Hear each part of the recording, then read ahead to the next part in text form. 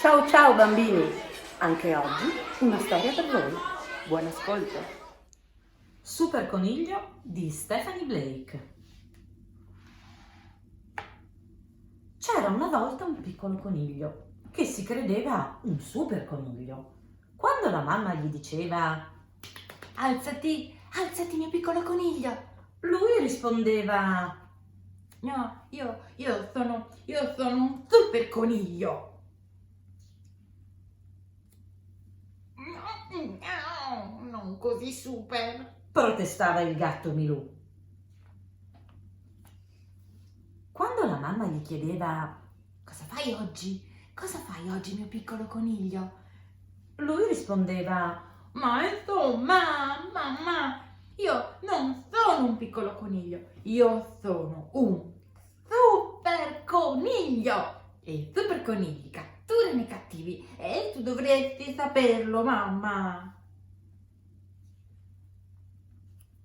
E così un giorno Super Coniglio decide di andare a caccia di cattivi. A un tratto scopre un buco in un albero, ma all'interno non si muove niente. Super Coniglio, che non ha paura di niente, salta dentro il buco, ma fa molto freddo ed è tutto buio. Improvvisamente si mette a urlare con tutte le sue forze.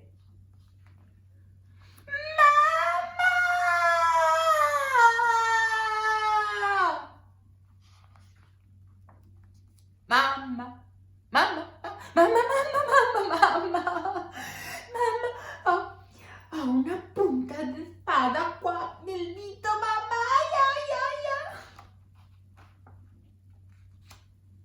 ai. La mamma del piccolo coniglio va a prendere ciò che serve per togliere quello che si è infilato nel dito del piccolo coniglio. Quando la mamma gli chiede Che strano, ma come hai fatto a farti male, mio piccolo coniglio? È stato un cattivo che mi ha attaccato con una spada grande così.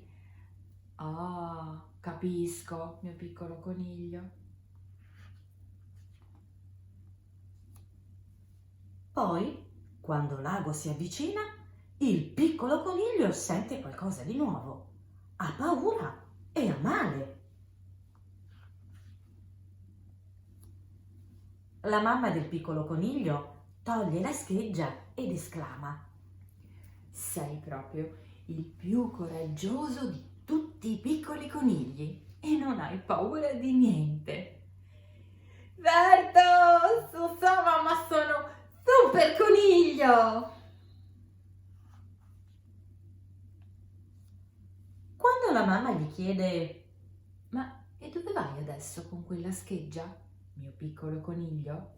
lui risponde: Mamma, insomma, non è una scheggia, è una super spada e vado a caccia di cattivi perché sono un super coniglio!